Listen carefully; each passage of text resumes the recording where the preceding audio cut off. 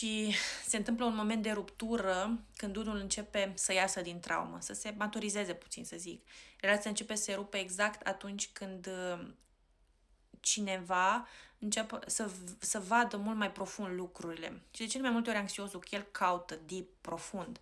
Anxiosul obosește, nu mai poate trăi permanent în alertă, nu mai se poate regla, nu mai poate fi el singurul care reglează relația și atunci apare limita asta, cere claritate, cere stabilitate, refuză să mai accepte ambiguitate și pentru a evita în momentele astea sunt extrem de destabilizatoare pentru că limitele nu mai pot să fie evitate și atunci trauma se activează complet. Nu mai poate să fugă și trebuie să-și asume pe față.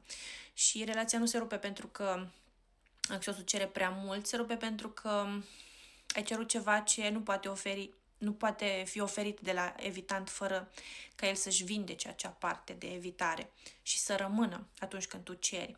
Și când doi oameni se iubesc, dar se activează constant, nu neapărat lipsa iubirii desparte, ci lipsa siguranței interioare.